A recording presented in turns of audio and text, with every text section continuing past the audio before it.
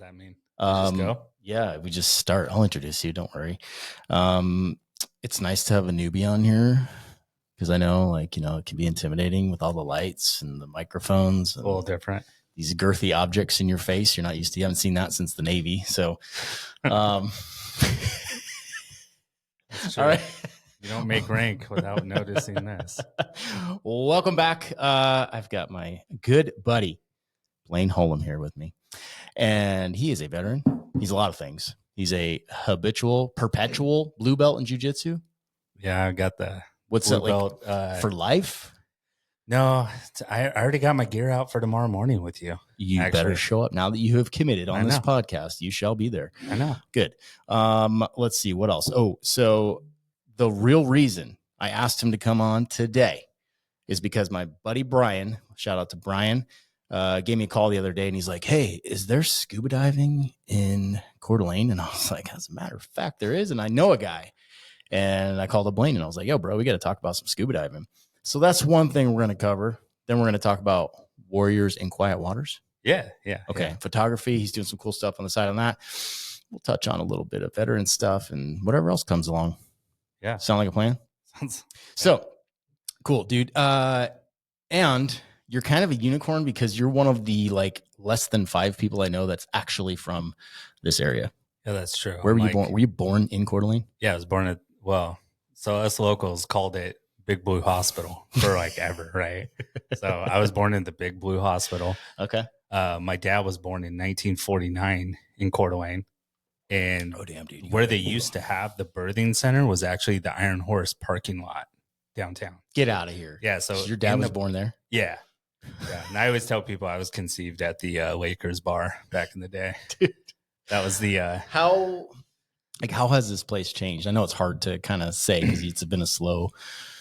Well, so it's slowly changed just over time, right? Yeah. But it's weird now, looking back, because I was one of those people oh man, I'll never live on a house that was built on a farm, and because the farms are all getting bought up, and to me, I was like, that's crazy. And now I live on a farm. I bought a house, a former farm, yeah, that used to be a farm, yeah, and it's a subdivision now, and I'm like, oh, I'm part of the problem. You are, yeah. But you know what I've noticed is all the people moving in here, if I look at all my friends, they're all from out of state. Yeah.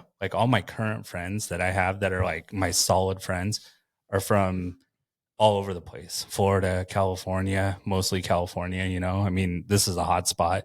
Ever since the 90s, people had started kind of flowing up here. Do you secretly hate us? No. Okay, good. If you think about it, the economy wouldn't, you couldn't live here and have it. My dad had to work at Kootenai Title for 35 years.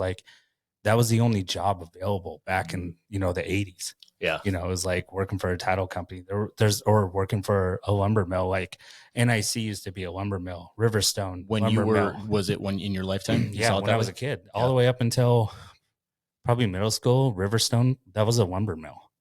And then it turned into Riverstone. Now it's just super rich, wildness. Yeah. I remember those condos above all the shopping places, they were going for $99,000. Should have bought one back then. I know. Good Lord. I'm an idiot. Yeah. God damn. They're 600 to $1 million now. Yeah. I'm just what? I mean, river property. You could buy, river property all day, for $8,000, $12,000. Dude. River property. Now you're looking at $240,000 just for land. Yeah. It's insane. It's insane. But like I said, we wouldn't be Coeur d'Alene without the growth. My wife and I have a business, Saving Faces Aesthetics. And we need people that are into aesthetics. And growing up here, girls weren't you nobody was talking about facials or now it's micro channeling or the thing or whatever. I don't know. That was a slick shout out for your wife's business, by the way. Good job. Saving Faces Aesthetics. Yeah. Hit them up. They're in town. Locally owned. Locally owned. So what is it who are the people that don't because I get that a lot. We get a lot of comments on our YouTube, we're full and all this shit. I'm are they just hateful people in general? Because you're from here. You don't feel that way.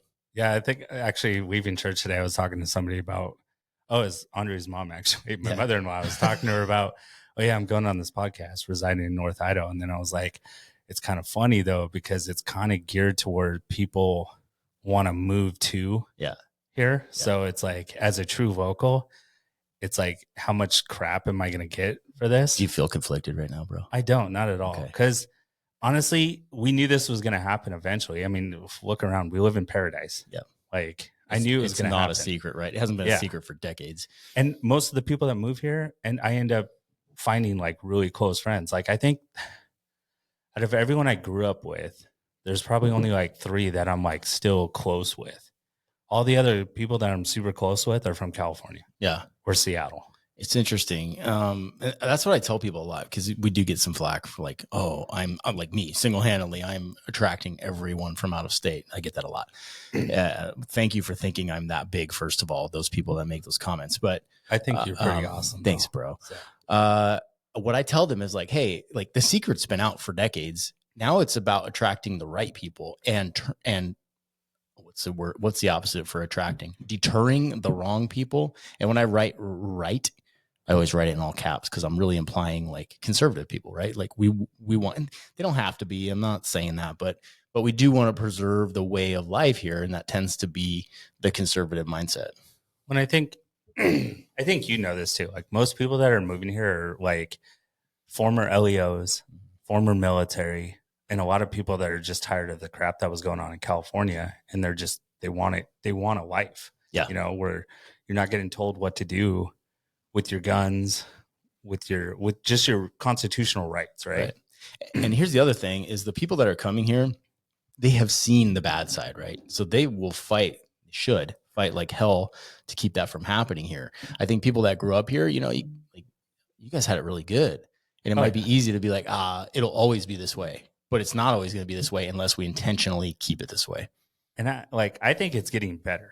That's good. So I'm a weird one, but like, I'm also the type that like people get really pissed off about the lake. They're like, oh, these people from Washington are coming over and putting their boats in and just wake surfing and all. I'm like, dude, that's a right to come here and use the lake. They're Americans, right? Yeah. We just because we're from Idaho doesn't mean we own this lake. Like when I went to Afghanistan, like I didn't fight for just Idaho. I fought for everyone in this country. Right. So yeah, good point. If they want to come over and use the lake, that's their right. Because guess what? I'm going to go over and eat at their restaurants. I work in Washington. Yeah. Like there's no way around it. I do enjoy popping into Liberty Lake now and then and hitting up some of the restaurants right there. So Liberty Lake is growing. It's kind of cool. It's weird. It's got a little bougie vibe. I actually did a video there recently. I've never done a video on the Washington side, and I did it. I felt a little dirty about doing it, but it was like, I think there's some cool things that needed to be pointed out there. Are you licensed to sell over there too? I am not. So, but we have a team member that is. Hey, we won't tell anyone. No. It's fine. We can take care of you. Don't worry. We got somebody. But yeah. So I don't know. I think we're in the coolest area just because you have all of these options. Like I wouldn't live on the Washington side personally, and a lot of that is medical freedoms, gun rights, things like that. Like I don't want to do that. But there's I know a lot of cool people that do live over there, and I'm like, we get along, we're great friends. So Spokane's pretty conservative if you think about it. A lot. I mean, most of the people, like, you're not going to sit there and deal with the craziness that Seattle deals with in Spokane. Yeah.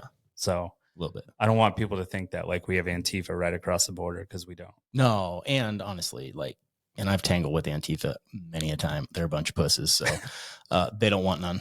Honestly, no. Well, and I'll tell you, when I travel, because I travel a lot for work. Every time I travel, somebody's like, "Oh, you're from Coeur d'Alene?" Oh, man, I remember when Antifa was going to go there, and like they have like 1,600 people downtown with ARs, and I'm like, "Yeah." They're like, "Were you down there?" I was like, "Fuck no." Are you kidding me? That's the dumbest shit I've ever seen. Yeah. It only takes one person accidentally popping their gun off or weapon. The crossfire situation there was so atrocious. Dumb to me. I was like, cool, you deterred them from coming over and wrecking the buildings, but at the same time, I was like, ooh, yeah. Tactically, that's terrifying. I would have been a little bit nervous about being down there at the time. Yeah. Myself, but I'm glad people did it, and I'd probably, depending on the situation, like I would love to fight for my town, whether that's politically or physically or whatever. But I'm just bummed I wasn't into photography at that time, because that would have been photo ops all day. Yeah. Like, real good. And you travel to Montana too for work. Like I've heard, and maybe you can attest to this because I haven't been to Montana very much, but there are some cities in Montana that are like full of broke down, RVs and homeless people, and that's starting to happen. Are you seeing that? no, that must be just like media folklore. Yeah, folklore. Because I mean, you're gonna go. There are some shady parts of Montana. I mean, there's some areas where like you don't want to drive down the wrong road because it might be a private road and it might be a bad mistake. But I think like in Bozeman, there's only like one street, and it's like not. It's kind of out of the way, but they have like broken down RVs, and I think that's what they're referring to. Yeah. And there is homeless people that are right there. But I drove down that street on accident, and it was like, okay, not a big deal. Not a big deal. Not like Spokane. No, Spokane's kind of cleaned up, dude. Like that tent city is gone. Oh, I don't know about that. I don't spend a whole lot of time there, but when I drive in there, I'm shocked about. I pulled in there one time, like I had my brand new truck, and I was going to a boat. I don't know where I was going, but I don't even know what street I was on. The car is bad tactics. Still getting broken into in Spokane, no matter what. Yeah. Well, I ended up next to like the Jesus Center or whatever their version of that is, and there were like literally like 200 homeless people. And I'm looking around. I'm like, oh my God, like I'm stuck at a red light. I'm like, it just feels like a zombie horde is coming. And I'm like, get me out of here. Like I felt super uncomfortable. You got 4-wheel drive though. Oh yeah. And I'm, I'm always strapped, but it's like, I don't have enough to deal with this. Like you've seen zombie attacks. Oh yeah. And they just pile on top. And like, I just went to opening day in Seattle, right? To watch my Red Sox beat the shit out of the Mariners. I didn't know you were Day one, yeah. Did I know that? I don't know. I actually watched a game in Fenway one time. Did I ever tell you that? I think you did. Actually. I didn't appreciate it very much because I don't care for the athletics. Yeah. It was cool though. Cool vibe. Yeah. And I'm just glad we're not like Pioneer Square. It was dirty. Like around the stadium, you're like, oh God. I was praying my car wasn't getting broken into. I had brought my my pistol and had it in a lockbox underneath, tethered to the seat, locked up, so they couldn't like take it from the car too. Because I was like, they're probably gonna break into my car, but they're still not gonna be able to get this off. I don't think. Yeah, they'll cut the wire. But I was thinking after the game, like, oh, I'm gonna be ready if like because you can't take it into the stadium. Yep. Which is, I think, BS. I mean, if you got your enhanced concealed carry, you should be able to enhance concealed carry everywhere. 100%. Yeah, especially there. That's like prime time, dude. That's like when you need it. Yeah, yeah. So hey, let's switch gears because we got to talk about some scuba diving, dude. Yeah. How did you get into scuba diving? That's a good question. So back in 2018, I was kind of going through a rough patch of my life. Dude, I was drinking like heavily, right? So I quit drinking in 2018, and once I got sober, I kind of started thinking about all the stuff I wanted to start attacking now. And I was like, you know what? I've always wanted to scuba dive. I never got to do it in school because I wasn't smart. I wasn't very good at school, so I never had time to take an elective for me. I was always making up something. And so I looked up scuba diving. I saw it on YouTube. There's a show called SV Delos. These people that are like just cruising around the world. And they scuba dive, right? And they're filling their bottles right on their sailboat. Oh man! And like they're diving, and their footage is incredible, right? They're so good at doing videography and everything. And I was like, man, I wish I could scuba dive. Like, I bet it would be nice. But I thought you had to be like a millionaire to do it. You know what I mean? Like, you had to be at least making like $150,000 a year to afford to be a scuba diver, right? And I was just like, whatever. I'm gonna look into this. And so then I came across right here in town on Best Avenue, Jake's Scuba Diving Adventures. There it is. That's the shop. Jake's Scuba Diving Adventures. Yes. All right. Jake Paulson is probably one of the most technical divers I know, at least in the Northwest. He's a master PADI instructor, I believe the term is. I'm not maybe not correct on that, but he can certify you all the way to the point where then PADI sends in a PADI instructor to certify you as a PADI instructor. So he can get you all the way to dive master and beyond, right? He can do all the technical stuff because there's a lot of certifications in scuba diving. Right now, I hold my highest right now is advanced scuba diver in PADI. And then I also have a nitrox specialty, a deep dive specialty. So I can go down to 130 feet. Damn. I also got my dry suit because if you're going to dive in Lake Coeur, you're going to want a 7 mil or a dry suit. Even in the summer? Yep. Because once you go through that thermal climb, which is usually in the summertime around between 38 and 45 feet, I would say. Once you go through that, you're in ice water and it's cold. I bet. Yeah. But there's a lot of stuff in the lake to see. My buddy and I were just actually talking about it today. And there's a couple things in the lake that are myths, but some aren't. So back in the day in Coeur d'Alene, they used to have like casino like steamboats and stuff in the early 1900s, right? Okay. And one night they all dumped their slot machines and roulette tables and everything off the steamboats because they were getting raided, I think, or they were about to get raided. And so there's actually slot machines around the lake, around Blue Creek Bay, that people were talking about, and they like $10,000 worth of like coins and stuff down there, right? Dude. And nobody could find them. But there was a guy that used to own a shop here.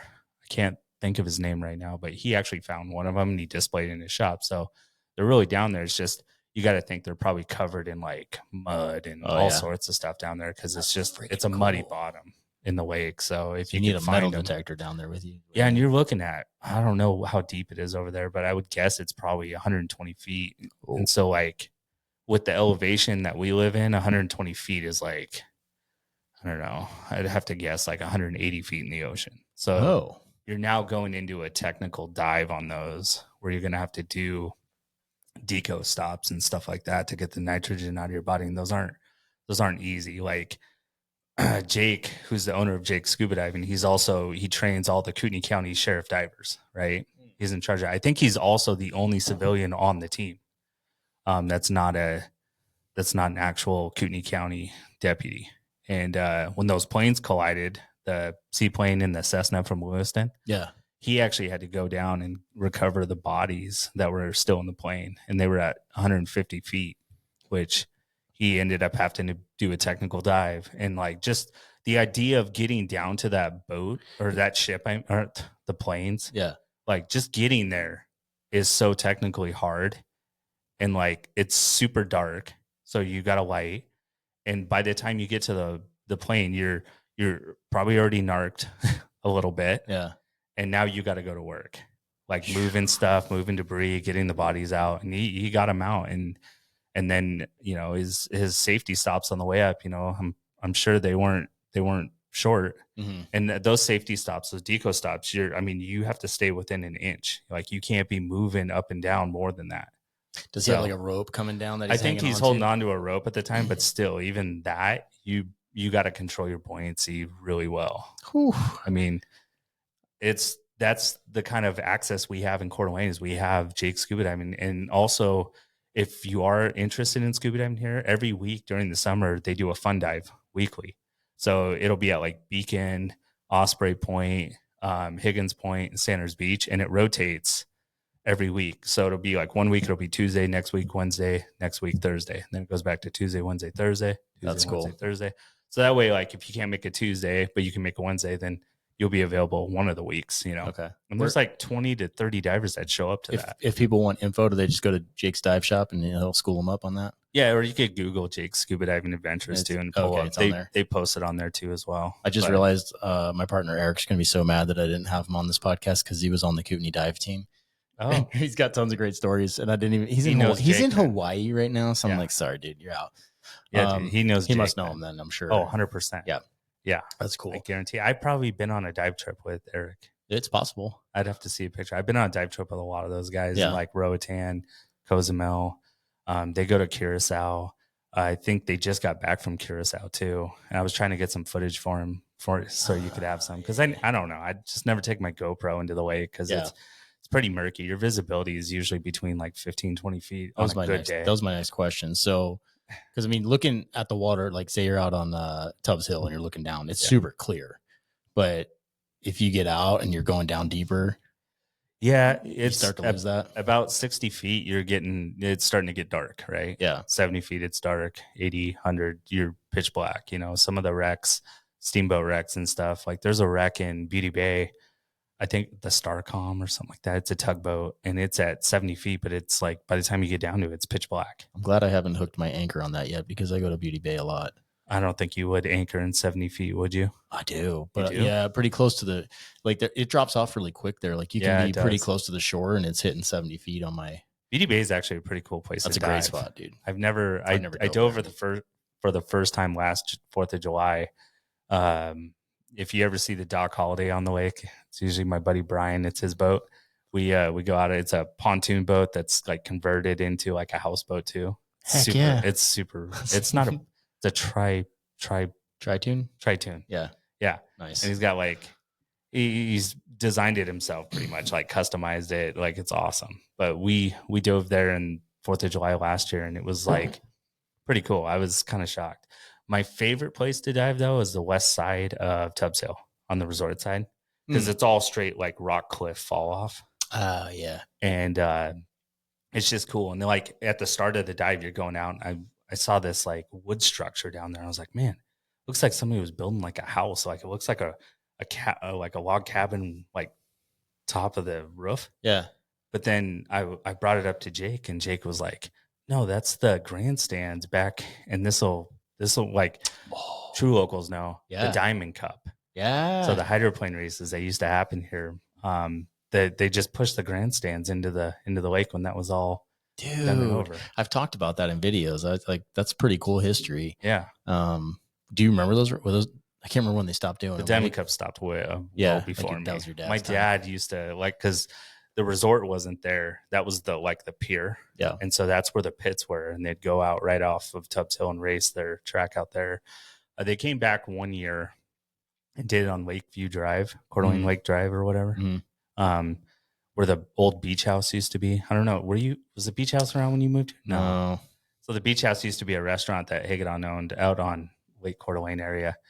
So you pass the terraces over there and you just keep going. Was it like past Silver Marina? Like that's exactly where it was. Where that little like weird fence thing is, where there's like a power box or something. Yeah. They used to be a restaurant with a deck. So people would like come up from their boats and eat on the deck. That's a good spot. Should put one back there. I don't know what happened. My wife actually worked there twice as a server. Dude. Yeah. That's a good spot. Be a good spot for a restaurant. She was working there when the Diamond Cup came back for one more try, but apparently our city messed that up. Yeah. Vendors weren't paid, and there was just some. That's a bummer. I could see people getting up in arms about they're noisy and like. I don't think it was that. I think our city just literally screwed up. They didn't want to come back. Dealing with the foundation of the unlimited hydroplane racing or whatever it is. So. Which sucks because like Coeur d'Alene's such an awesome stop for them. You know, now we still have it in Tri-Cities though. I think they call it the Atomic Cup now, but it used to be called the Columbia Cup. Yeah, that'd be a big. I mean, we got a lot of attractions here in the summer, but that'd be pretty cool, I think. Well, and the hydroplane racing kind of went down the drain after Budweiser pulled out from it because it used to be the Miss Budweiser, right? And she'd win every race, like.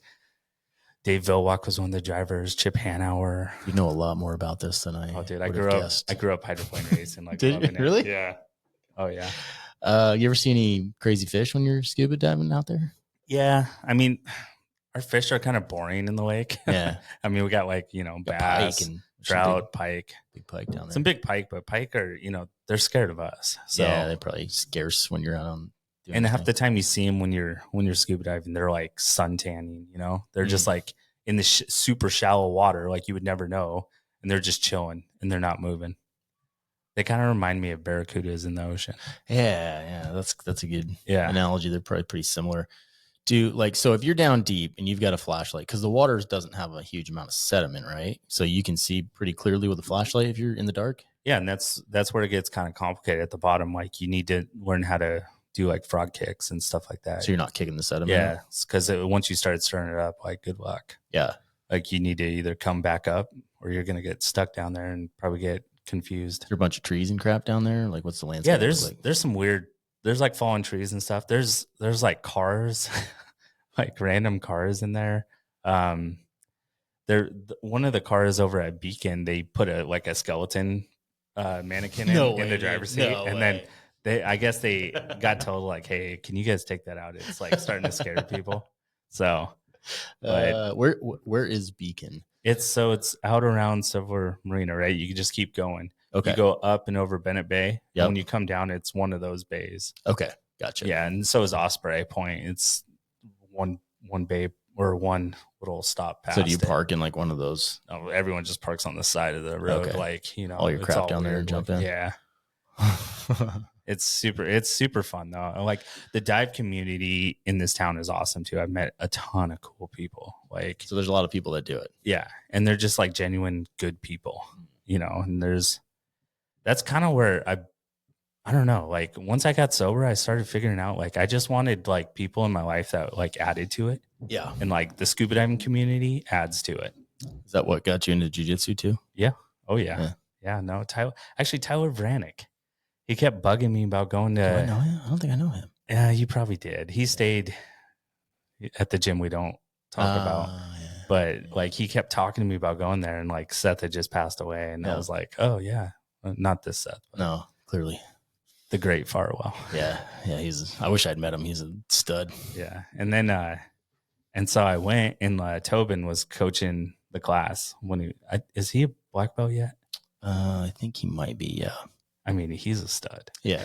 But he taught the slide pass that night. Oh, yeah. And like, I was just like, yeah, I could do that. And I did the slide pass on Tyler, like in live roll, and like Tobin lost. He was like, yeah.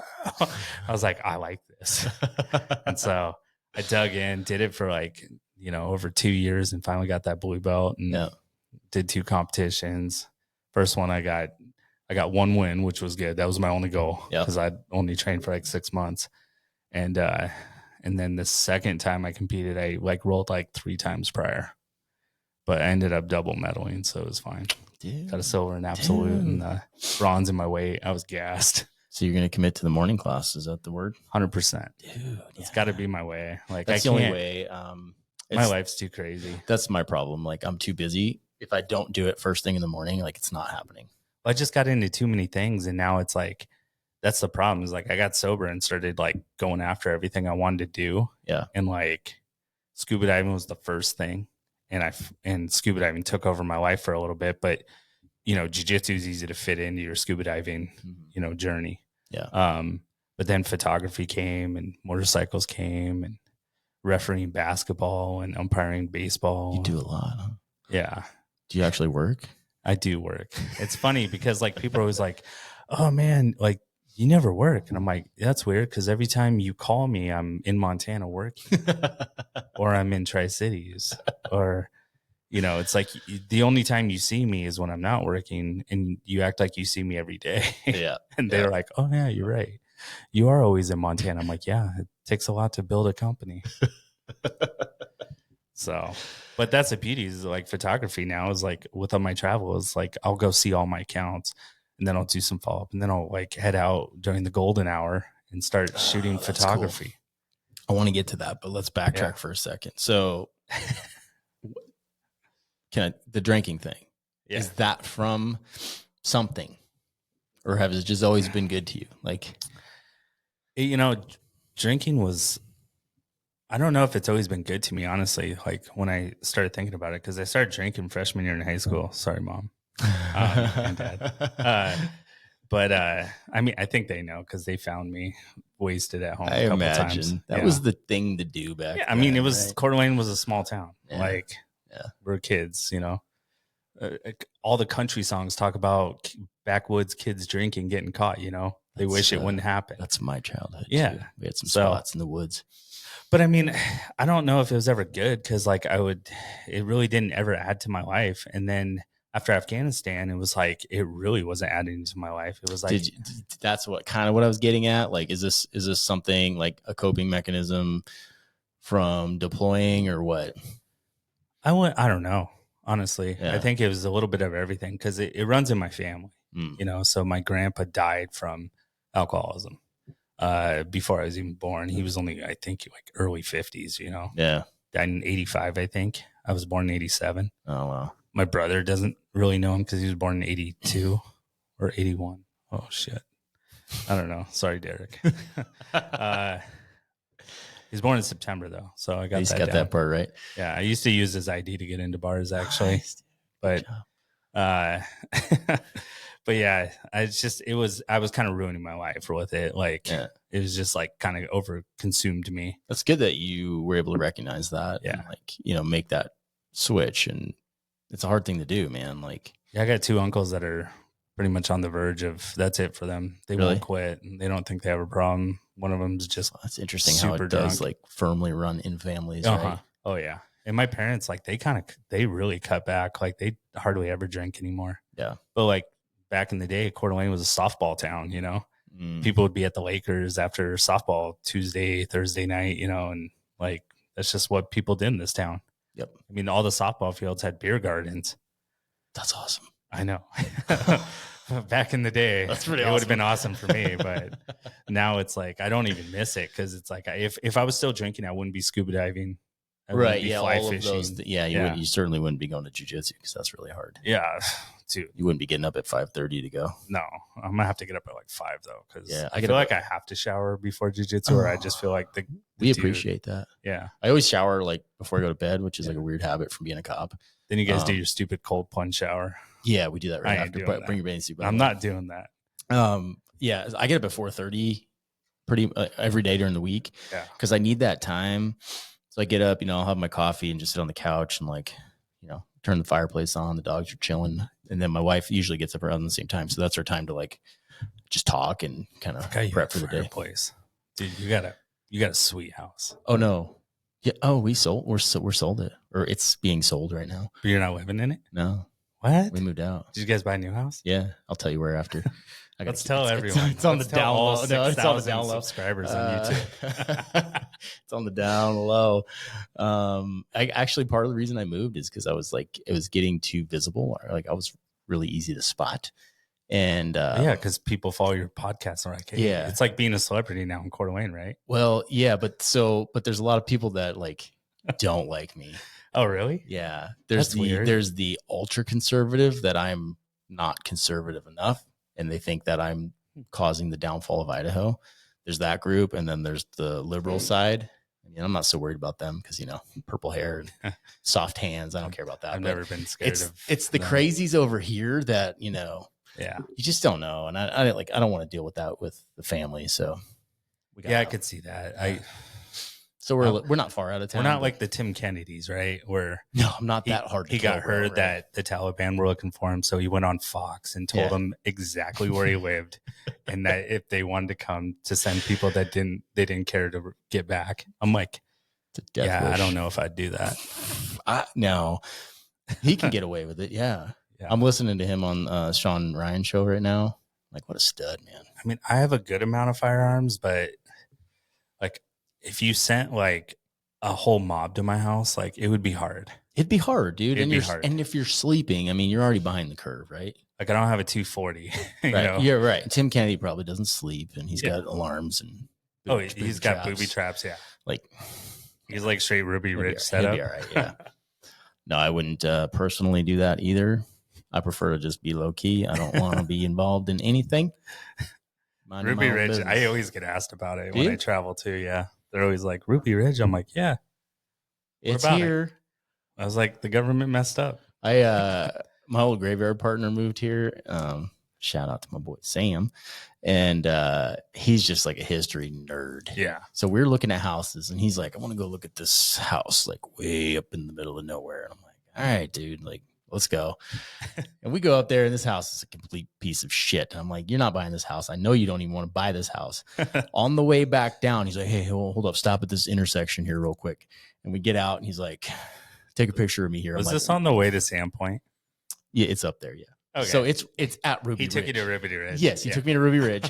And there's a particular bridge where the FBI had set up, and he took a picture there. And I was like, you son of a bitch. Like, you wasted half a day of my time.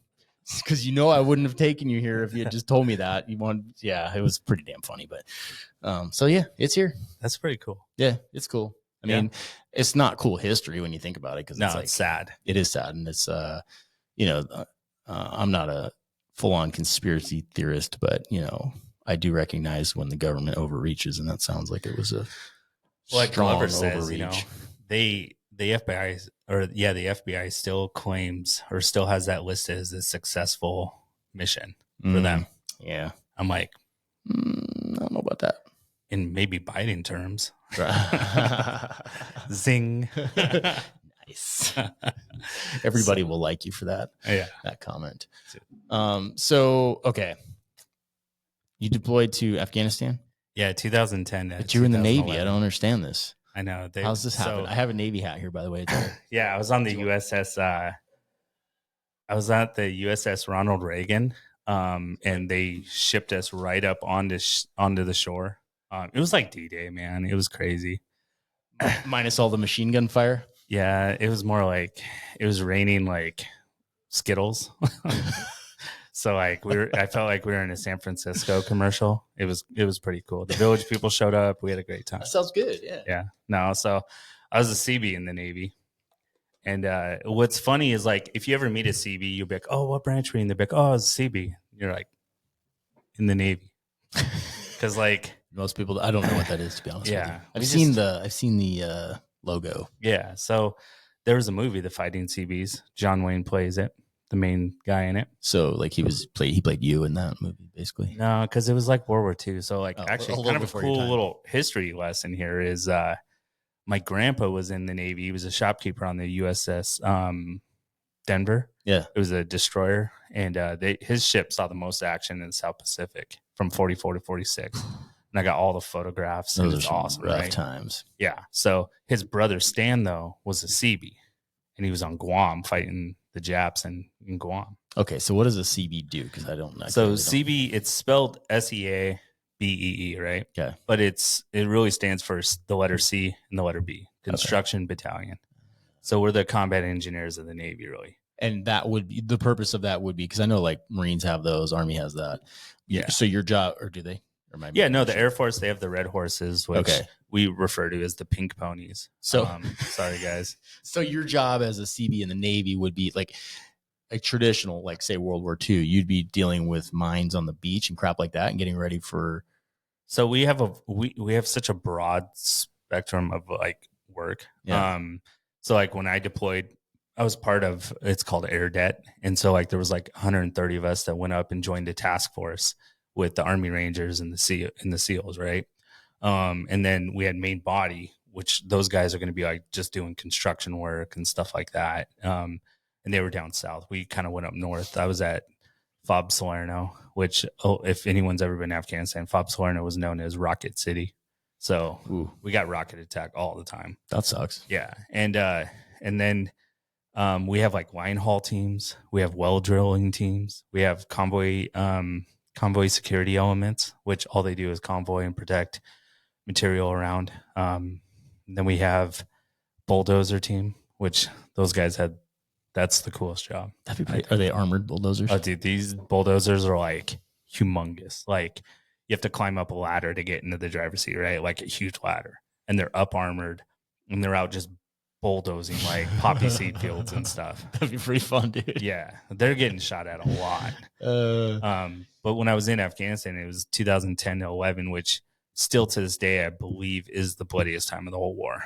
It was nuts. Like in August of 2010, we had a complex attack on our FOB, and it's crazy to think about it now because it's been 14 years. It's a long time, dude. Yeah, dude, it feels like yesterday. Yeah, right. So we will like it all started at like 4 a.m, right? So they started lobbing mortars from a direction, and so while they were doing that, there was 9 of them that had crawled up to the flight line. Which I shouldn't say flight line because it's like a runway, but it's like this tiny gravel runway that a C-130 can land on.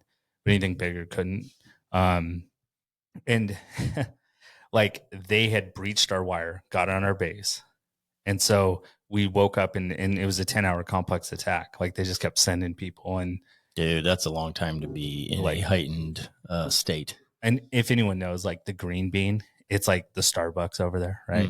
Is the only cool thing we had on our FOB.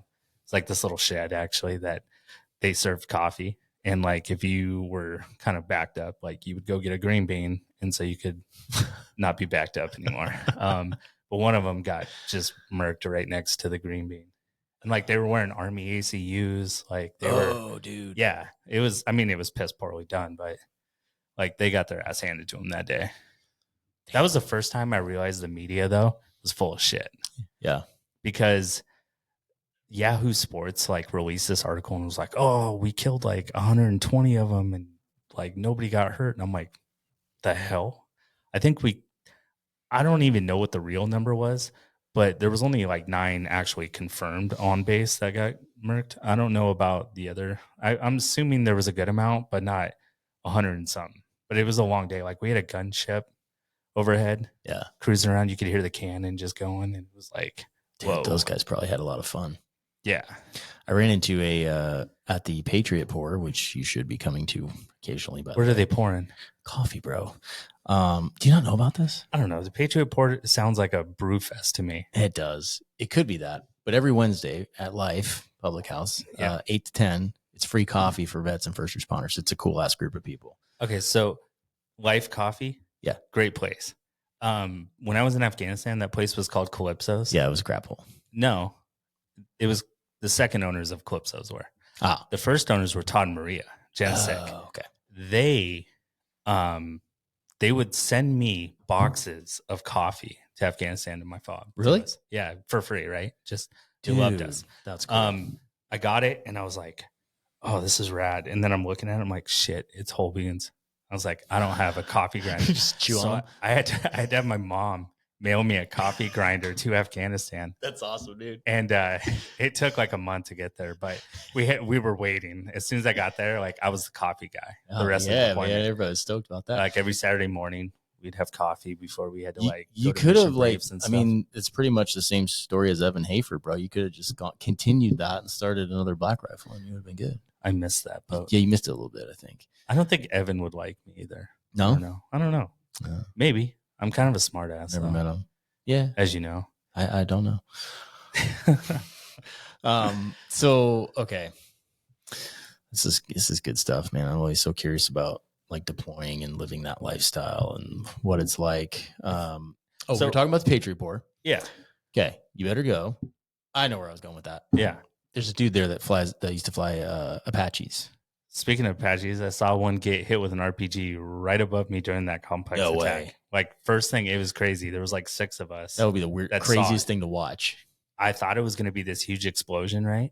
But like when it hit, it was just like this loud bang, right? And I'm like, I think it just got hit, and like I can't remember. Is that because the movies like condition us to think it's gonna be a giant fireball, and it's not actually? Yeah, everything's totally different, like than Saving Private Ryan. Yeah. Even though I think that was actually like historically, like the guys that were there said it was pretty damn close. But that was a bad movie to use as an example of a bad war movie. That was a terrible movie actually to use. I would say like, I don't even know. I don't watch them. No, we get it though. Like, right? You see a giant fireball, but so it's not that. You just hear a bang and then like Die Hard. Did he go down? Yeah, Die Hard. That's a good. It's not like that. No, so he got hit, and the word I got from everyone else on the base was, or the fob, I should say, was he took some shrapnel to the shoulder. Damn. But he swung around and then he lit the dude up and shot it. Right, and then he did a hard landing over where like Apaches were and stuff. Hell yeah. Yeah. Eye for an eye. He's like, all right, you want to shoot me with an RPG, bro? Let's go. That was like the turning point of deployment. It was like that complex attack was nuts because then I ended up, because I was the only welder. How old were you at the time? I was 24. Okay. Like I was a kid. Actually, I was 23. I was just did you not enlist at 18? I enlisted at 19. Okay, so you're pretty close. Yeah, I was close. I had a hard time getting in. Now I guess they've lowered the standards. That's the thing. They've lowered the standards for everywhere. Yeah, because I wasn't a good test taker growing up. So that's probably hence why I became a CB too, because the only jobs that were offered to me were CB jobs. I could have been a CM, equipment operator, a builder, a framer, or a steel worker, a welder. And I was like, I called my mom. She's like, well, welding would be, and I was like, yep. And so I was like, all right, I'll be a welder. And then I found out later that my great uncle was a CB. And then I started getting into history of CB. So it was pretty cool. Boot camp was a waste of time, though. Yeah. I mean, Navy boot camp, they're teaching how to be a sailor. And I knew I wasn't going to be on ships. Like, this is not a thing. I knew, like, I wanted to join the Marines. I wanted to join the Army. And every time I brought it up, my mom would start crying. So I was like, all right. And so I kind of like, was like, I'll do the Navy. And then when I was signing up for my job in the Navy, they're like, well, Seabees aren't really on ships, but they're like on the front lines. I was like, yeah. Sounds good. My mom just needs to know I'm joining the Navy and I'm going to be a welder. She thought I would be a welder on a ship. She was so mad when I went to Afghanistan. My grandma was too. She passed away at, like, I can't remember how. It was right before I deployed. I remember I saw her in the hospital and I told her I was going to Afghanistan, and I don't know why. That was so dumb. She was having pneumonia, so, like, the last thing she needed to hear was me going to war. Yeah, she'd probably be better not know it. I was a kid. I was 19. Yeah. Yeah, no, I was 23. Yeah, so you'd already been in the Navy for a bit before you deployed? Yeah.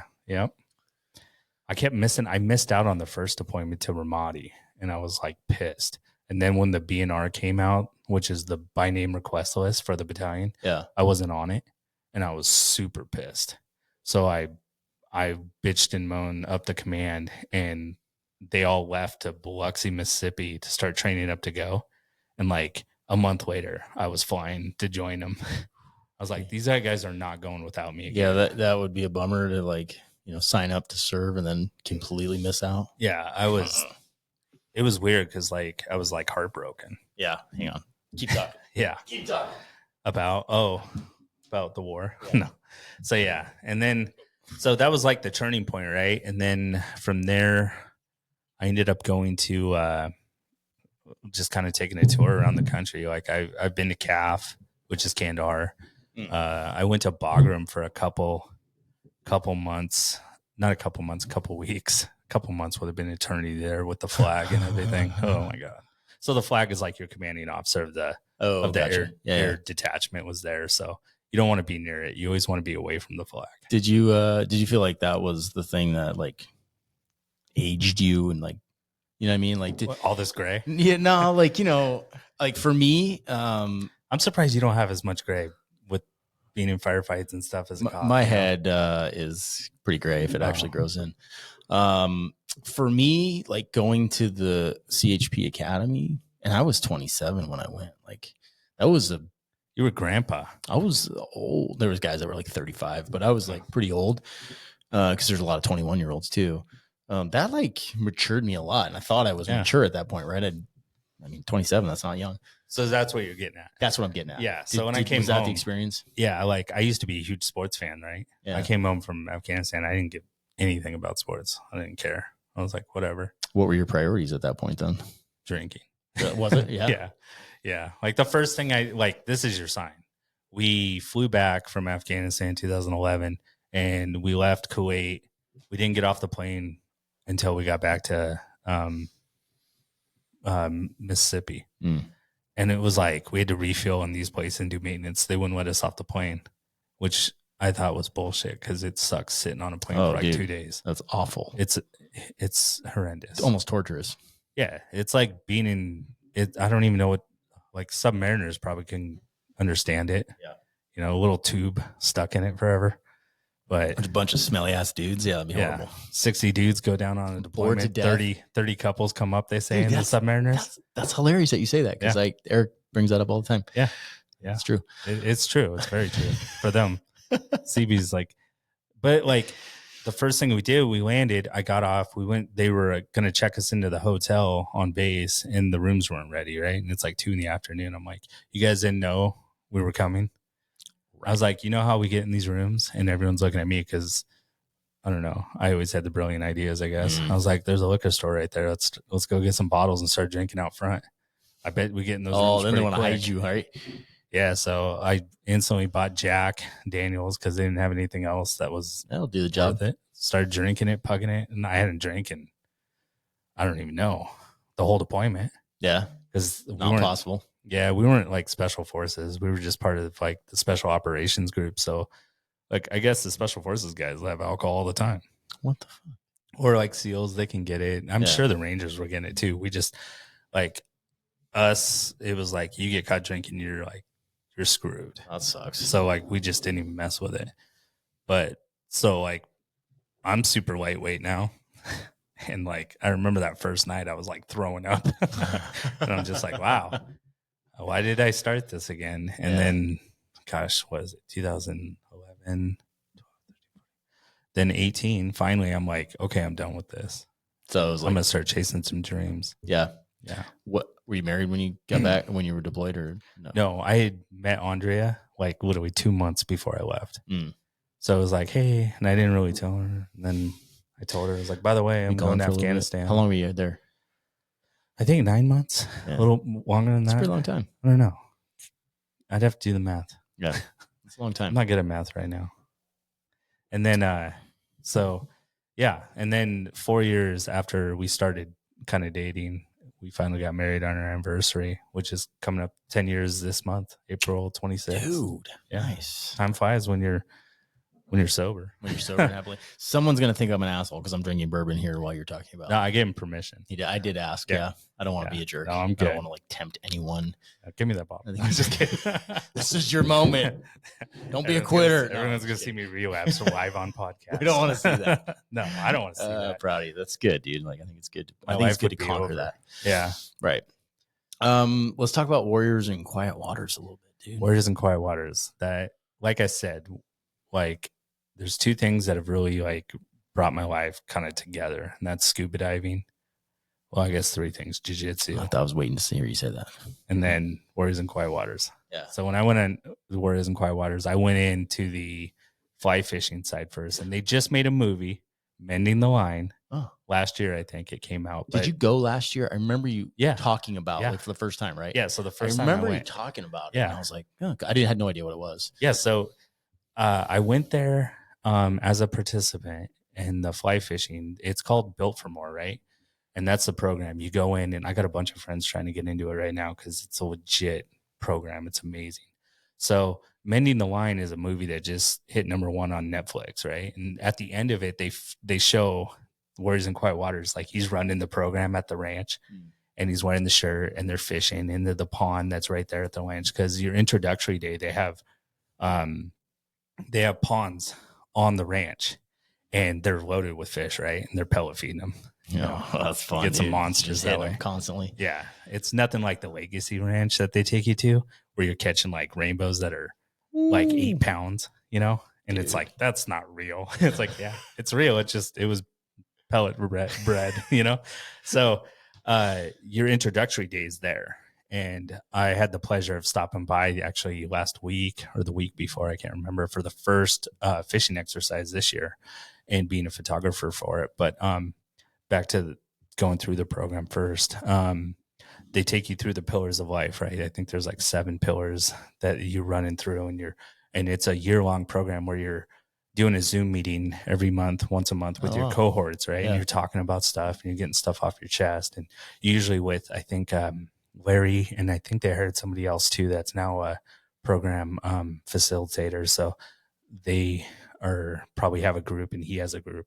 And Larry's awesome. Like, I love that guy. He's a retired CSM. You know, he literally went through the program too, and was working as like pretty high up in one of the phone companies, and then figured out that like his real passion was helping veterans. Yeah. And so he took a job with Warriors and Quiet Waters, and now he's running, you know, the programs and stuff. And there's a lot of people in that program that I absolutely love. And it's kind of cool how it was founded, because it was founded by a Colonel, Eric Hastings, right? He was a Vietnam vet. I don't want to butcher this, but I think he was a fighter pilot. So he's known to drive really fast too. Mm-hmm. But he started helping veterans in Montana learn how to fly fish. And then his wife was like, we need to do this, like, to help veterans. So they started that. And then they hired on CEO Brian Gilman, and I think Brian Gilman's been on Andy Stump's podcast too. Solid guy. And he's one of the most intimidating dudes I've ever met. He's got a big old beard, and he's clean cut, but like a really nice shaped big beard, right? I'm jealous already. He's a retired colonel from the Marines. Been to combat hundreds of times, you know. Like, yeah. He's a man's man. Like, been on the front lines. Like, he's cut his teeth. And like I still, even when I'm around the ranch, he'll be like, Blaine, nice to see you. And I'm like, hey, yes, sir. Like the joke always too at every event too that's there. Like every time an FX is going, I hear the same joke. I even made the joke when I was there going through it. It was like, am I gonna get yelled on for walking on the grass? Because like in the military, you do not walk on the grass, right? Yeah, you walk your ass on that sidewalk. There's a crosswalk a mile up. You'll go that crosswalk. You ain't crossing the street right there if you're on base. You know what I mean? Yeah. And then there's a lot of cool people that I've met through that program, like Claire. She's the director of the Warriors Experience. She's on most of the calls too.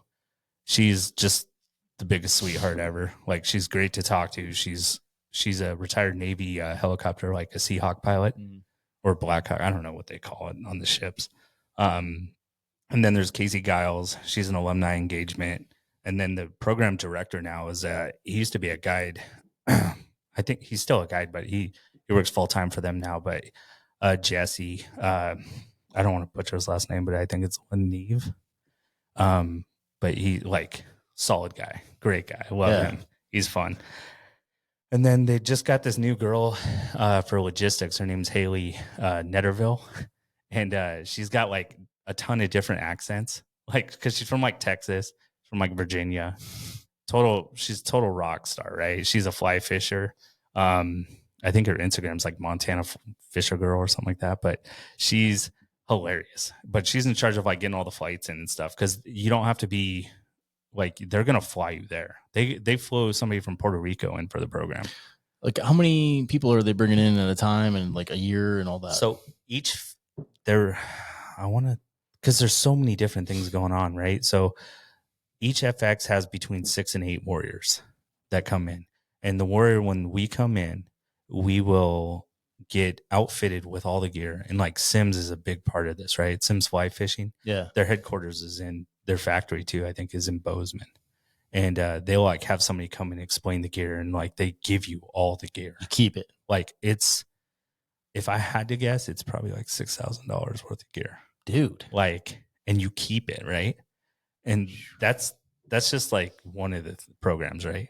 And then you'll get paired up with a fly fishing professional guide, and like one of them, like Whitney Gold, like she's a world champion spay caster. Like just went to Norway not long ago, won the worlds, right? She's a world champion. I did not know that was a thing. And she is now guiding a warrior and teaching him how to fly fish. And she's from Craig, Montana, I think. And she's amazing. And then there's a ton of cool stories. Like Rodney, he's one of the guides. He went through the program back in the day. He was over in Afghanistan during like the initial stuff, and like he got messed up. His wife was like, "Hey, I signed you up to go learn how to fly fish in Montana," and he was like, "I ain't gonna go learn how to fly fish in Montana like that. No, I didn't get it." She's like, "I already signed you up. You're going." So he goes to this program, right? And he falls in love with fly fishing, and then becomes a fly fisher. And then moves this entire family from the East Coast to the Bitterroot, which is like Missoula, Victor, Hamilton area. Yeah. Professional fly fishing guide now. And living his dream. And he guides warriors now through the program, teach them how to fly fish. It's amazing. So you get paired with a professional guide. You also get a companion with you that week. So somebody volunteers to be your companion that week. And they're just there to, like, if you want to talk, you can talk. If you don't, you don't. But they're helping you out with like winding up your rod, getting it all packaged away. Like you're literally getting red carpet treatment like throughout this whole week. And like, so the first day you get there, you get introduced to your gear and stuff. The second day they introduce you to fly fishing, and they have their ponds right there and they teach you how to fly fish. The third day you're either going to a river or a ranch lake. And then the fourth day you're doing the same thing. The fifth day you're doing travel. So the Thursday that you're there, you'll go fish all day. You'll come back and then you do what they do, a sayonara dinner, and everyone gets to go around and just like kind of like say their piece, and like it's just amazing. Like the experience that people have and the breakthrough that they have, because like some of these guys, even like me, when we go through it, we're like down the dumps, man. And then at the end of it, you're like a ray of shining light leaving that place. And then all you want to do is get back to that ranch, because it's like where you feel like peace. That's awesome, dude. Do they have first responders too, or just veterans? They just have post 9/11 combat veterans, Okay. but they also do other programs. Like they do the same programs for like caregivers. For alumni programs, they also do like family FXs and couples FXs. FX is like field exercise in the military. So they kind of kept that theme going. Yep. And then they also do an alumni program, photography, and then also hunt for purpose. Now, when I originally signed up for this, I was thinking, dude, I really want to do hunt for purpose. Like I want to learn how to archery hunt for elk. And like, I mean, they got big names like Randy something, guys in Montana. He's on like Hunting Network. I don't know his name. Sorry, man. But he's like super famous, right? They got the meat eater, Steve Ranella. Yeah. Like he's been a part of it before. Cool. But like, I was like, I'm going to do hunt for purpose. I want to learn how to archery elk hunts. Cause like when I grew up here, my dad was a sports guy, right? So I grew up playing sports instead of hunting and fishing, like what I should have been, in my mind, what I should have actually focused on. Cause I think it would have made it easier in life to get out in nature a lot more. But so I was like, I'm going to sign up for that. Then I went through my FX and I was like, what are these guys taking photos of? And like one of them, I'm like, I'm pretty sure he was a veteran. His name was David, Dave Sterling, and like he had lost his arm in an explosion in I think Iraq from an IED, and like he was shooting photos and like super cool guy, right? I was like, man, what are you? So you're here on your own, like FX? He's like, yeah, I'm doing photography. It's an alumni program. I was like, what? So I'm like watching it and I'm like asking him questions, and then I was like, that's what I'm gonna apply for next. Were you always interested in that, or did it just catch your eye? It just caught my eye. I never. If you'd have told me 10 years ago that I'd be this world traveling scuba diver, world traveling photographer, have a photography Instagram, like I would have told you, nah, never, no. Like, and it caught my eye. And I thought it was going to take me like 2 years to like, probably like 2 or 3 years of applying for it to get it. Cause they had, I think like 60 applicants. They only take 3 a year. Oh, wow. And so like, you really have to put your heart into those essay questions. And I laid it out there and I got selected. I was like, no way.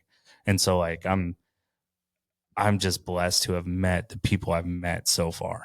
Like when I went for the alumni program for photography, like my main mentor, the one I connected with the most, actually, because I talked to him before this podcast, I have to say it first. Russell Klicka is the greatest photographer of all time. Did he tell you have to say it like that? Maybe. He's actually really good friends with a guy named Jeremy Locke too, who's also one of my mentors. And then there's Ben Altanez, who's an incredible photographer. But then we had 2 team leads that live in Montana, Kelly King, I think his last name was, and then Harry Miller. And they're amazing photographers too. And so I got to go back in the alumni program in photography and meeting these guys. And like Jeremy Locke was a 7-time award-winning photographer of the year for military, right? He's also got a Bronze Star. Oh, wow. And I was like, wait, a photographer got a Bronze Star? And so I started thinking, I was like, man, is this like one of those like special ops thing where they write up their own awards at the end or something, you know? Like calling some people out there. And so I like looked it up, and like his Bronze Star write-up is pretty incredible. And it makes sense. Yeah. Like I think he like gave aid to a soldier that got hit and like had to drive a Humvee in a firefight to like get him out and stuff. I'm probably butchering that. They can look it up though, right? Yeah, they can look it up. If you Google Jeremy Locke, not only will you see his website, because his website's incredible, he's got amazing blogs. And that's like one thing that I look forward to the most is like reading those blogs now, is because you pick something up from each photographer. And like I went through boot camp for photography with these guys. Like I shot probably 12,000 photos in 3 days. Ooh. Like 2 of those days were in Yellowstone. Yeah. And like, I've seen some of the photos you got. Those are good. Yeah. Dude. Yeah. And like, I'm getting charged by bison now. I love it. Like, I love it. So like, I wish I could tell a story like Jeremy Locke does with photos. Like, but I'm picking that up from him, you know, like I'm learning from him how to tell the story in 8 photos. And you could get like a week-long vision of just 8 photos. I'm learning patience and waiting for the moment with Russell Klicka, like watching how he always seems to find the moment, you know, And like the other day when I got that bison charging me, it was like I had to be patient for that and wait for the moment, and it happened, and I caught it. Like I picked that up from Russell. And then some of these night sky photos that I do, like some of the best action photos and night skies I've ever seen have been from Ben. Like he can make a night sky look like something I've never seen before. And is that done like in the after side, like the editing side, or is it mostly? I think it's both, right? Both? Okay. So you have to have your aperture right. You have to have your ISO right. You got to have your shutter speed, everything right, right? And that's where it comes down, because like you're setting like a 30-second exposure for some of those. So you need a tripod, because I tried to do my first one without a tripod. I ain't holding still for 30 seconds. No. I feel like I have Tourette's all of a sudden when I try to stay still. I'm like, and so it's been incredible. Like meeting those guys have really changed my life, like drastically. So where do you go from here with that? I'll be still giving back to Warriors and Quiet Waters every chance I get. So every time they bring a FX in, like I'm going to be trying to like ask them if I can stop in and take photos for them, you know? Yeah. Or if they have fundraisers, like I'd love to go do that and help them out any way I can, because I have to go there for work anyway. So it just makes it easy to go. Yeah, you're already right there. Kick ass at my job, and then that evening go take photos, you know? That's awesome, dude. Yeah. What's your Instagram? You want to put it out? Yeah, it's just Blaine _Cole_ photography. So what's the Cole? It's my middle name. Okay, cool. So Blaine _Cole. Yeah. COLE _ photography. Okay. Yeah. There you go. It's pretty cool. I love it. And like I said, the Hunt for Purpose is cool. I mean, they have programs for everyone, and it's just crazy. Like, you know, and now what they do is like, so you'll go to your initial FX and you'll do the fly fish and you'll learn it. You'll go home, you'll fish, right? You're going to want to anyways. And then you're going to learn how to deal with stuff too at the same time. But then at the end of it all, they're going to fly you back out to do a capstone event. And like my capstone event was, I went to Devil's Lake in North Dakota and we ice fished for a week. Dude, I've never ice fished, but it was during that crazy cold front too. Yeah. So it was -50 there. The following week, there was a 70-degree turn. Holy crap. The guys that came the week after for their capstone event in North Dakota had like, they were wearing like hoodies outside on the ice. I was like, they didn't cut their teeth. No, like, dude. Not at all. No like way. I ice fished. Yeah. I did the real thing. And like we were slaying fish. I didn't think I'd like ice fishing.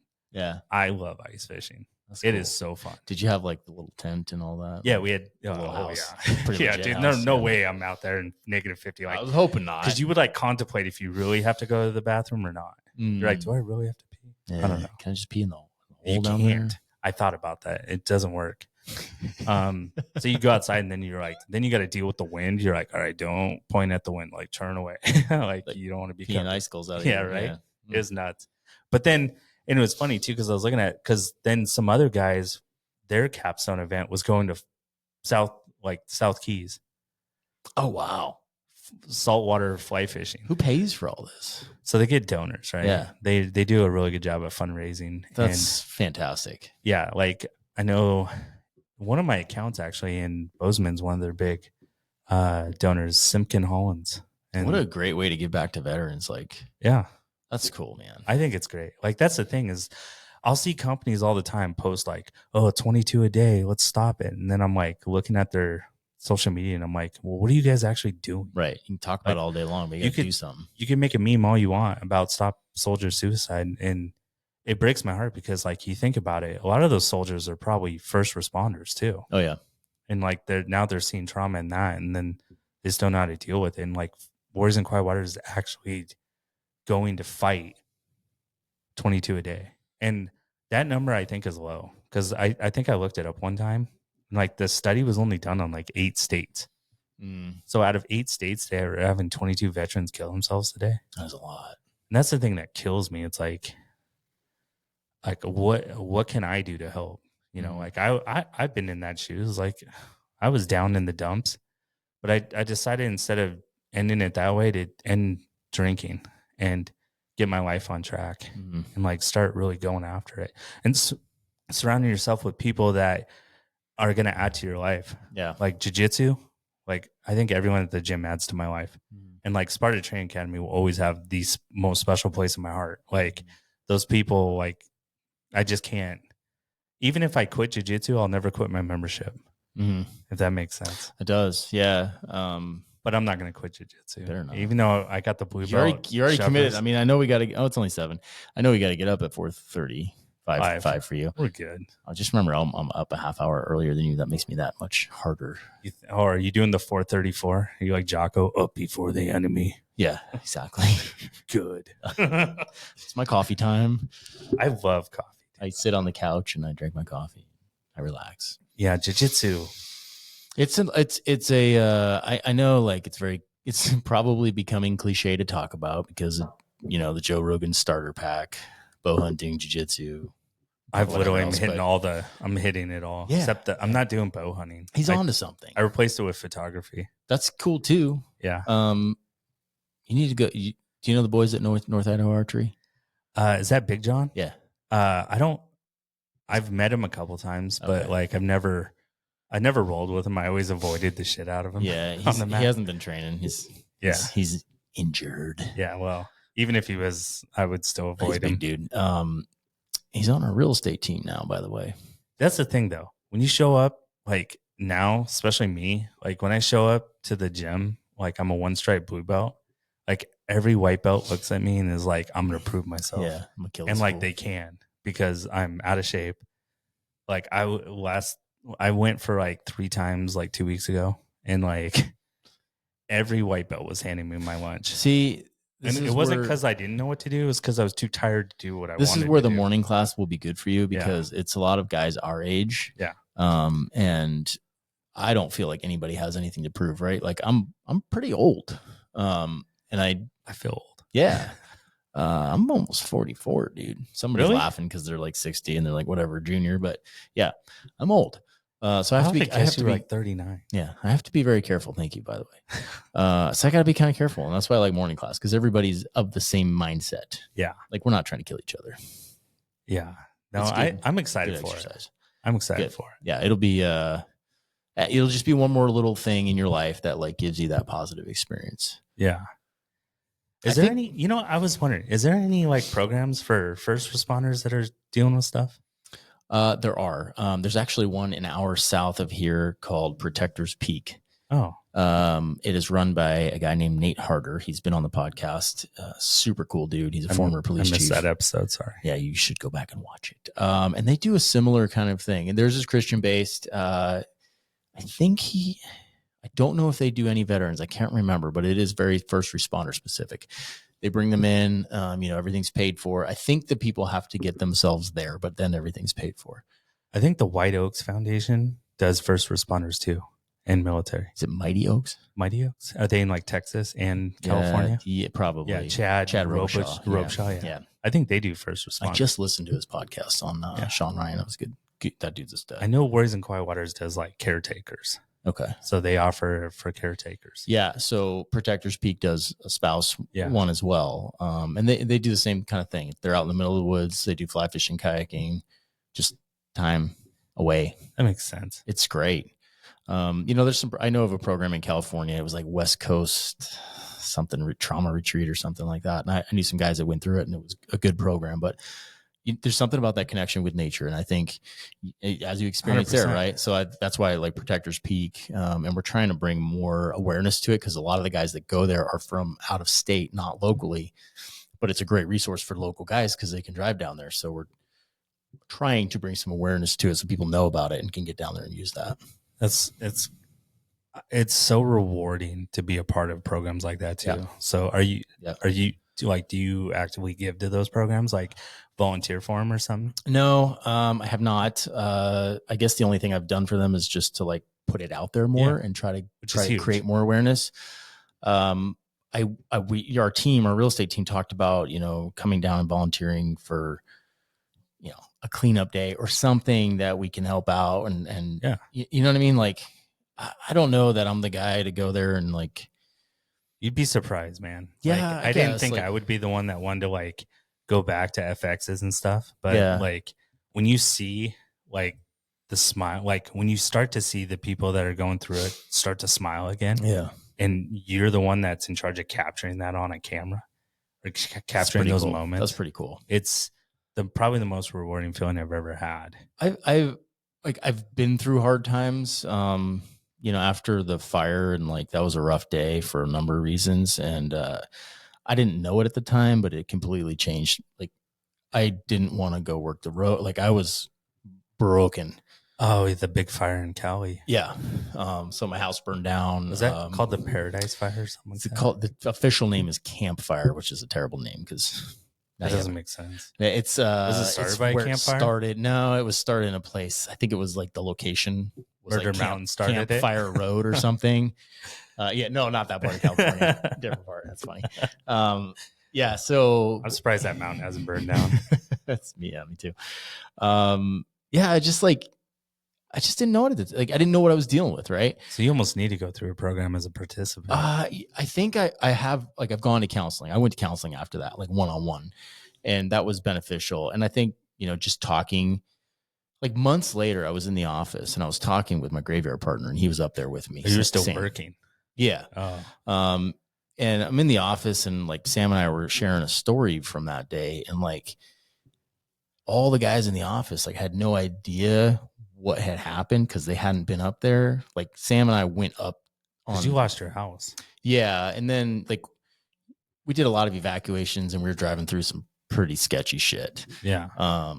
So there was a lot of moments when I was like, I'm gonna freaking die by getting burned to death. And like that weighed heavily. Right. Yeah. And I did like, talking it over with him in front of the other guys and realizing that none of them even knew what had happened that day. I was like, oh, kind of bugged me.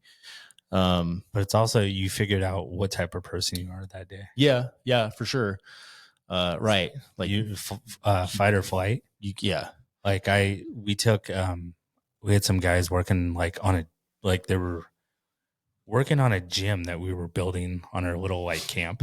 And like I was across the camp, and we took a rocket attack. Like it hit right where they were working. Oh, man, and I literally thought my friends were dead. I just sprinted straight to it. I was sprinting over there to see if they were okay, and I was going to get them. And when I got there, nobody was there. And I'm like, oh shit. Like, I wonder where they're at. Dude. And then I'm like searching there, and then I go back to the bunker, and they're in the bunker, and I'm like, oh, thank God. Yeah. But I didn't even think about it. Like, what type of person am I? It's like, yeah, I know who I am now. Right. You'll go. Yeah. Like, especially for your friends. Like, you don't think about yourself when you're thinking about other people to get out of sketchy situations. And you showed that you'll go into the fire to rescue. You know, what's funny too, is I learned that day that courage has like, adrenaline. Well, yeah, no, like courage, like it wears out. Like you get tired. Yeah. Cause I hit a point when I was in doing evacuations. I was like in the fire, and I like drove out, and I was right on the edge, and most of the people were out of the area that I was at. And I was just like sitting on the side of the road, and I'm like, I'm fucking done, man. Like, I don't want to go back in. You had an adrenaline dump going. Yeah. And I was like, done. I'm like, I feel like a bitch. Like I'm not going back in. And, that's when my partner Sam rolled up, and he's like, at that moment, another chippy had put out over the radio that he crashed his car. He was on foot, and he was getting consumed by fire. And then now all of a sudden you want to go back in. Well, that's right where I had just come from, and I knew it was fully engulfed. And I'm like, you will fucking die if you go in there. And Sam's like, I'm going. And I like physically restrained him. And then, he like got in his car and tried to go. He hit the wall and was like, yeah, I can't. And, but I don't even know where I was going with that, but it was like a really intense moment. Yeah. And then right about that same time, there was a hospital up there, and they were calling for help to go evacuate the hospital. And once again, I'm like, I fucking can't. I know. I lived up there, right? Yeah. I knew the roads, and I'm like, it's thick. It's like, you're not getting in there. And Sam's like, I'm going. And I'm like, you motherfucker, dude. Like, all right. Yeah. Cause Sam goes, you go. Exactly. Right. Yeah. So I followed him. And I mean, it was like, pitch black, shit falling, power lines down, everything's on fire and falling into the road. And smoky, and Are you going with code? It doesn't matter. You at can't that see point. anything. I know, but do you have your lights on? Yeah, they're You do? on. Okay. Well, I think I had the rear ambers on just because Okay. like it was like annoyingly distracting. Yeah. Most people were out, but occasionally you'd have a car coming the other way or You don't like a have your fire truck. siren? No, it's just annoying at that point. Yeah, I can see that. Yeah. So, you know, we made our way to the hospital and then helped out there and shit moved on from there. But like having that teammate show up Yeah. and like give you that little bit of courage, like sometimes you need that. And that was a pretty powerful moment. And I was like, all right, I'm back in the fight. I'm back in the fight. And then, you know, it wore off again. Yeah. And then some more teammates showed up. We had a special response team that Sam and I were both on. And these guys showed up. They came from Sacramento, so it took them an hour and a half to get up there, or 2 hours or whatever. And when they showed up, it was like, all right, these are my boys. Like, all right, I'm back. I'm back in the fight. I'm back in the fight, right? Yeah. It was like that all fucking day, dude. And yeah, but that's a long. I mean, it's kind of like it gets old after a while, you know. Yeah. Like, so when I hear guys like, you know, in a 10-hour gunfight, I'm like, dude, I understand that is exhausting. I would say it was more exhaustive for the Rangers during that. Right. I imagine still like, but that anxiety and that stress. Yeah. I mean, to hear that, like to hear over because there's like a loudspeaker on that fob. So like they would come over and like say code words like Angel Blue or something like that, Archangel Blue. And like that meant like, I don't know what it's been too long, but I think that meant like 3 incoming casualties because we had a trauma center right there. I mean, it wasn't a big fob, so it sounds like it was a big fob, but we had like a trauma center for like guys on the front line that got hit that could come and get fixed for a little bit before they went to a bigger fob. And like to hear Shield Black, and I'm like, I've never heard that one before. I'm like looking at the call sheet and it says like imminent danger, like they're on the fob or something like that. Something around those lines. And I'm like, they're on the fob? I was like, so like they're like outside the door? Like, oh shit, okay, here we go. Yeah, you guys had rifles and shit, right? Oh yeah. Okay. But like, of course, the Navy loved to like. I don't know if the Navy just is so out of touch with what CBs really do, because like they issued us M16s with like no sights, iron sights, no lights on them, or yeah, what? no ACOGs, nothing. It's like, thanks. I'm gonna like, I have a sniper rifle everywhere I go, like, and like one of them, he had like a 203 round like grenade launcher on it. I'm like, yeah, with no rounds. Yeah, good luck finding one. Right? like you're gonna have to borrow rounds from the Rangers. That'd be a good time. Yeah, pop one of those off. It probably. I think he actually did end up firing some. We got some. I wasn't there. I was in OE at the time. OE was it was called Oregon East, and it was a COP that sat at 7,500 feet above sea level. So it's higher in Denver, I think. That's right? pretty high. It's it's up there, and it was November and it was snowing in Afghanistan. Oof. It was cold, and like a bunch of us went. Like there was only 4 of us that went there, and then a little small detachment of Rangers went with us because they had been extended, and we were sent there to secure the camp to make sure that the camp was secure. And they didn't have like giant boys, so like if the howitzers were going, like by that time in the deployment, I knew the difference between outgoing and incoming. Like it just, you could tell, like you can hear it.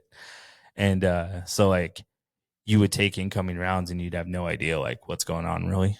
But then like outgoing rounds, you knew exactly what it was. But it was after that attack. So everyone, they got intel that they were going to try to attack that base the same way they did Salerno. And so the first night, everyone was kind of on guard, like, oh, like we could potentially we could be in a pretty bad situation. And that earlier that day, I guess an MRAP had gotten overrun by the enemy, and they got like, they had to like do something like blow it up because they were going to get away with technology and stuff like that, which who would have thought it wouldn't have mattered, since in 2020 we let them have all the technology anyways. Oh yeah, something like that. We just left everything. And then they're like, no, we didn't. They tried to come out and say like, we didn't leave anything. I'm like, we're not that stupid. How does that work? Yeah, you guys can just say it like after your investigation, we didn't leave anything. Like, okay. Pretty sure look the other way. Pretty sure Hamas had a bunch of M4s with ACOGs on it. Yep. Like all the photos I saw was like straight up U.S. military weapons that they were using. Gross. So I don't know. It seems all planned to me. Yeah. But I'm not a conspiracy theorist. Sure. I might be. So, but like, yeah, I think about where my life is today compared to where it was when I was 23 in Afghanistan. It was like, thank God I took the steps I took to get where I'm at now, because if I didn't, I would probably be like my grandpa or my uncles, like drinking myself to death. I would be divorced for sure. I'd be some just loser dad drinking. Good for you, dude, to get away from that. And I know a lot of guys have a hard time. Like, what do you say to a guy like that that's stuck in that rut? You can't. They got to want it for themselves. Like you can tell them like, hey, this is what it's done for my life, and like, oh, I'm gonna break one of the rules, but one of the traditions. It's like don't go to press, radio, or film. But I don't think in the 40s they didn't talk about podcasts. So I am going up to the rooms of AA and learning the steps and going through the steps. And like I've seen it all the time in the rooms where somebody comes in on a court card or somebody just comes in to get somebody off their back. And that's kind of how it is. It's like if you don't go in and want it for yourself, you're not going to get sober. What's the first step for somebody out there? It's like, I don't even know what to do. Accepting that you have a problem. Accepting that you're powerless over alcohol. Yeah. And then there's so many meetings all day long in this area. Like Fort Sherman. Yeah. The awesome looking church down in NIC. Yeah. That's a meeting place. Oh, yeah. Cool. Yeah. They have one at like 7:45 in the morning, I think. So like finding that community. Yeah. The Alana Hall. Great. Yeah. But I mean, that's kind of where I started. I got a sponsor and started doing the steps and learning what I had done in my life and made amends. And that has to be tough because it's tough for a man to admit like, I can't handle something, right? Exactly. It's like the military. Like they don't want you to ever admit you have a problem. Right. Like it's always like, go and fuck yourself. Yeah. Like do it. Like be tough. And you're like, okay, cool. Okay. I'll just go drink. And how do I do that? Yeah. It was like, they're like, okay with you drinking yourself to death. But if you say you have a problem, that's when they have a problem. Yeah. So I think like, and for me, what I tell, I push it all the time. I'm a jiu-jitsu pusher, man. Like, yeah. I don't care if you stick with it, honestly, but like get your ass in the door and try it and meet the people and just try something new. And just learning the discipline too, to not, that's a huge thing is discipline. Yeah. Like staying focused on technique, because you could be strong all you want, but when I'm like in really good shape, yeah, I'm still not very strong. But the muscle guys that come in, it's like I can do whatever I want to them. Right. When they're a white belt, they have 2 stripes now. I'm screwed. Oh man, it's wild. But that's the thing is like there's so many veterans in Kootenai County too. Yeah, it's a huge community, and like.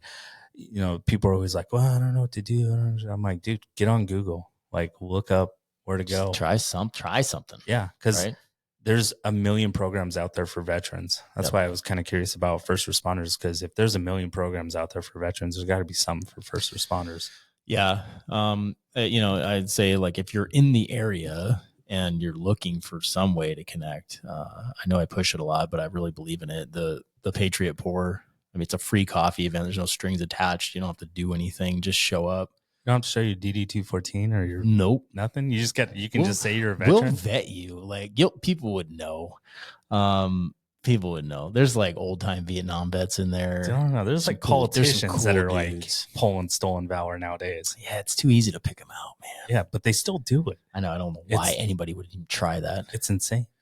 And that's the thing is like, when somebody does stolen valor, it kind of pisses me off because I started thinking of all my guys that I lost, like to suicide, and not the biggest one that I lost, and it wasn't even to suicide. It was our Doc Kramer. This is how I found Warriors in Quiet Waters. Actually, he was killed in a drunk driving incident where.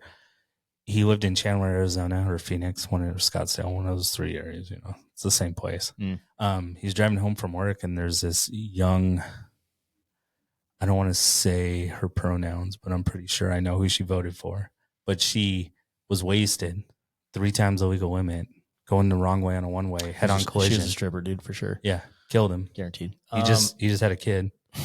I freaking hate hearing those stories, dude. I spun out of control. Yeah. I was on the road. I was in Missoula, and I found out about it, and I instantly was like, I went to like 3 meetings that night, just back to back to back, because I was nervous I was going to drink. But right, because that'd be the temptation, right? That's when I realized I needed help again. I was like, okay, you need help. So I Googled like veteran programs for combat veterans in this area, and like Warriors in Quiet Water is the first one that popped up.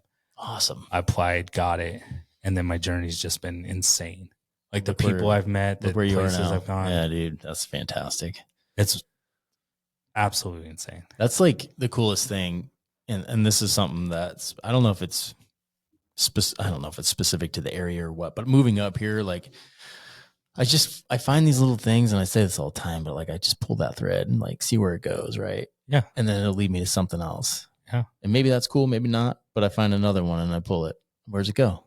And like that sounds like what you're doing is just like you're just following your heart or whatever. And well, and I'm like I go to church. I'm a Christian. Like I believe in the Lord, and like I truly believe the Lord had a calling on my life to do something with photography. I don't know what it is yet, but I keep going down this rabbit hole to see what happens. Come take some cool jiu-jitsu photos, dude. I've been planning on it, but like I got to show up first, right? That's the first step. I'm still waiting on that. I'm going to see you in 9, 10, 8 hours.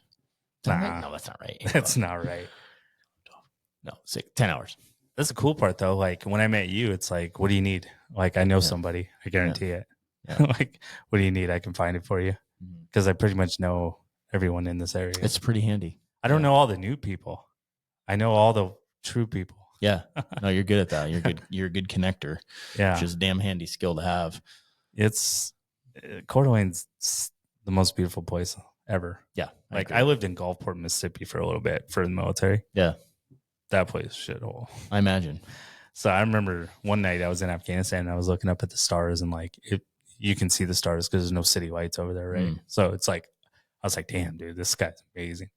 I just remember saying to myself, like, Lord, if you let me get through this, like I will go back to Coeur d'Alene and I'll never leave. Mm-hmm. And then the Lord told me COVID was going to come. No, I'm just kidding. If I'd have known COVID was going to come and this place would triple in size, I probably wouldn't have made that deal, but I got to stick to it now. I just said I love everyone moving here too. Oh, dude. It is true though. Like the people moving here add so much to the area. I think so. And people don't realize that because we're getting opportunities that we would never have. Right. Without the population, we're not going to have, some of the stores that are coming here. There's some cool stuff coming. Trader Joe's. Dude, Midtown. I'm pretty stoked about Trader Joe's. A lot of it's Rungies. Yeah. That's growing up. Rungies was like the key furniture store and Walker's, right? It's weird seeing it turning into Trader Joe's. And I'm still confused. It's like they're doing a half Rungies, half Trader Joe's. I'm like, really? I feel like Trader Joe's. No way. That's what I heard, dude. Like Rungies is still, there's no way. It's not big enough. No. That's what it said in the paper was like, they're going to do is split it. Like there'd be a little furniture store. I don't know. Maybe that's BS. I don't know. Well, I wonder if they're thinking of doing something kind of like what Fred Meyer did, They have like furniture section. They have clothing section. They have a grocery store now. That would be weird. I mean, it's big enough to do it. I just don't think Trader Joe's would go with that though. Have you been to Trader Joe's on South Hill? It's not big. No, I have not. I've only been to... It's super small. You're right, actually. The only one I've been to is in Chico, California, and it was not very big. See, I'm still waiting. Actually really small. You're right. So you could... That building's big enough. You could totally do half and half. Well, and like everyone moving here from California, it's like, all right, who has a connection to In-N-Out? Like, get it up here. Yeah. What's going on? There'd be a lot of happy people with that. Yeah. I mean, I'll throw down some In-N-Out. I don't get the bun. Animal style? I get the wrap though, dude. I do the bun animal style. Legit. Yeah. I made one time in Vegas. We were down on the strip and the shuttle driver taking us back to this like timeshare we were staying at. I talked to everyone into having him go through In-N-Out for us. And like there was no argument. There's your sign. We need one up here. I was like, dude, we'll even tip you. Chick-fil-A. Chick-fil-A's coming, I hear. Well, we have Chick-fil-A on the south or on north side of Spokane. Not all of us go over there very often. But Chick-fil-A, I mean, it's good. It's all right. I always tend to be near it on a Sunday. Yeah. Oh, dude, you're right. Yeah. Almost 90% of the time I've tried to go there, it's on a Sunday. And, it's always, I'm like flying, it's in the airport. And I'm like, oh, it's Sunday. Damn. Come on. Like you can't bend the rules in the airports. Exception for the airport. It's very wild. Frustrating. Yeah. Dude. It's been an hour and a half. Has it really? Yeah. Do you believe that? Yeah, I do. It's like when you put these headphones on. It took me like 30 minutes to feel comfortable. It's a mind meld. Yeah, I know. It takes a little while to like. That's why I just BS. You have to do it one time. You'll have to have like Matt and I. Sure. But just to go on the record, Matt, do you want to actually first? That's true. Do you? I would not want to be trying to compare war stories with him though. I wouldn't even try. Yeah. He's told me a few off the record and I'm like, well, dude, just his like happy being alive day photo that he sends every year. Yeah. I'm like, Matt was a Green Beret, by the way. He's a friend of ours. And he also like was in a helicopter crash that he was Yeah. upside down at the end of it. I'm like, how? Yeah. Guys like that make me feel like I didn't do that much in my life. Yeah, me too. I'm always like, you know, I've learned you can't compare service though, because it's like it's a dangerous road to go down. I just never do. I mean, why would you? Yeah, I like occasionally go there in my mind, and but then you'll meet somebody, you know, just like a civilian, and they're like, they can't believe any of it, and you're like, oh yeah. It's just the civilians that want to like make the military jokes that never served. Does that bug you? It's like, dude, bugs you. You didn't earn the right. I will always make jokes about Marines eating crayons, though. Yeah, but you served the country in a different way. Kind of, yeah. Like we all signed that line saying we would die for this country. Yeah, if need be. Mine was in foreign soil. Yours was against domestic. Never thought it would be in a wildfire, though. That's the close one. That one. Yeah, well, we just had some fires last year, right? Yeah. Yeah, they were hopping the freeway. They closed I-90 down. I was coming back from Seattle on my motorcycle, and it took me like 9 hours to get home because I had to go all these detours. I was just breathing in that awesome. It's nasty, dude. It was amazing. Yeah. I felt like crap for like 2 days. Yeah, I kind of avoided all that. People get all wound up, and I'm like, I'm going to stay out of that. I don't care. Yeah. I'm out. But I think it would be fun to be on a podcast with Matt. Yeah. And I. Yeah. Not talking about, he can talk about his war stories, and I'll just lead him with questions. That's a good idea. Yeah. Take pictures of him while he's doing it. Oh, yeah. Yeah. People could watch how portraitures are done live on camera. Dude. Are we live or is this recorded? No, it's recorded. Okay. Yeah, you are not live. That'd be weird. It would be weird. All of a sudden you got comments popping up. I thought about doing it. That'd be kind of fun sometimes, but you just never know what's going to come out. And this gives us the opportunity, if needed, to edit something. Yeah, I talked to one of my diving buddies about like a couple facts of the lake, you know, and real quick he's like, oh, you're going to be on a podcast? I was like, yeah, that's why I'm asking these questions, so I can not sound like an idiot. And he was like, well, what's the link? I'll watch. I was like, it's not live. Thank God. I sound like an idiot all the time, so don't worry about that. It's just normal.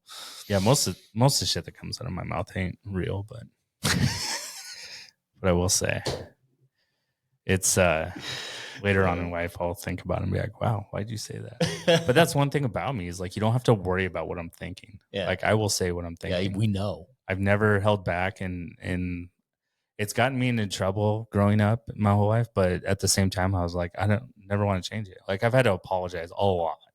But it's better to be that way. Yeah, it's better to be who you are and not pretend to be somebody you're not. Yep. So, well, I had fun. Thanks for having me on. Thanks for letting me talk about Warriors in Quiet Waters. Thanks for coming on and talking about it, dude. We'll put that name in the description so you guys can find it. We'll drop the link to their website in case anybody needs it. Thanks, brother. That was a good conversation. I appreciate it. I will see you in 10 hours. 10 hours. It's easy. Later, guys.